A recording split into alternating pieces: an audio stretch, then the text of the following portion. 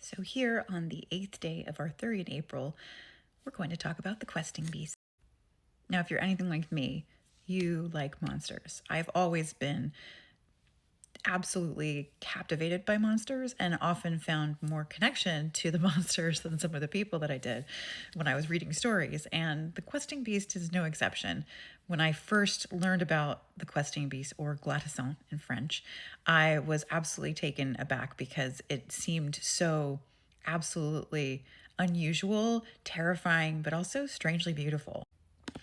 So, the questing beast is typically described as a kind of chimera like animal and very large, often pregnant, with lots of sounds coming from her belly as if there are lots of hounds or dogs inside, which is what the word questing comes from. Not necessarily a quest, but the questing sound of dogs. And typically, you see a mix of things like a lion, a leopard with the head of a snake and the legs of a hart or a deer, but sometimes also described as smaller and sort of almost mythical, almost unicorn like, kind of almost fairy and small. But in either case, it's typically a very unusual moment in the story. In the earlier tales, the questing beast kind of appears at various moments as sort of portents, but it's the Pelennor, so King Pelennor, who is their whole family is actually like ancestrally tied to the questing beast, and they must hunt her and they must find her. Of course, very famously, T.H. White makes this quite hilarious in The Once and Future King, which is my favorite Arthurian story of all time. None of them even come close. And it gets so bad at one point that they're so busy doing other stuff in the kingdom that the questing beast gets very sad and forlorn and starts to like waste away. And Pelennor actually has to come to her and nurse her back to health so that he can chase her again.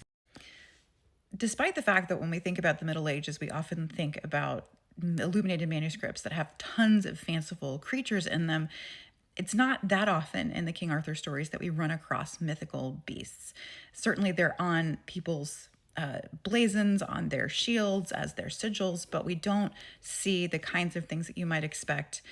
So the questing beast is kind of unusual in that respect. It does remind me, though, of a lot of the art from the period, especially considering that a lot of people who were painting illuminated manuscripts may not have actually seen the animals that they were painting. So there are some very, very amusing things like elephants and giraffes that don't really look like they're supposed to, but you can kind of see where people were thinking when they were designing them.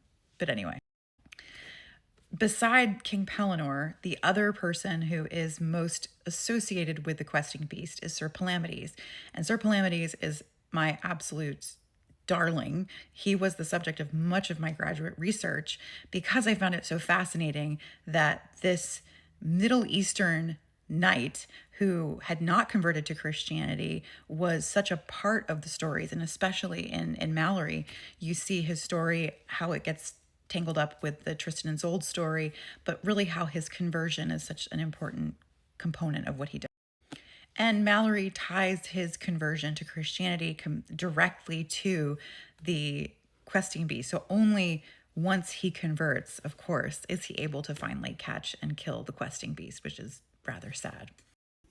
Here is a very lovely example of one of the artist's renditions of the questing beast.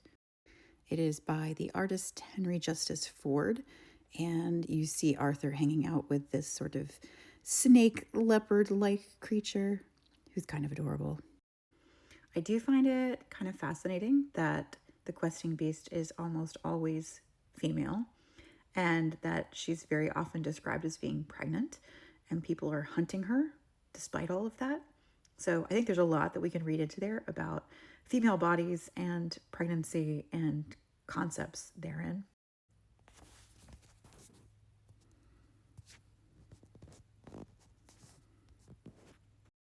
I forgot to mention that the questing beast was, of course, born from a woman who happened to sleep with the devil. It's always how it goes, isn't it? And this particular manuscript is quite amusing, showing the moment of childbirth where this beast is coming forth from her skirts. Of course, she's fully in all of her her gowns and satin, as one does when they go into labor. But I guess if your child's dad is the devil, then there's probably no accounting for anything. Here is another illustration from the 15th century, and that's Palamedes up there, and that is the questing beast, who honestly looks kind of like my golden retriever when I find him doing something he's not supposed to be doing or coughing something up. I hope you enjoyed our little adventure learning about the questing beast. I do hope someday to tackle it myself. In the third book of my Queens of Fate series, Queen of Mercy, we do get to meet the questing beast, but I hope it's not the last that I've written of her.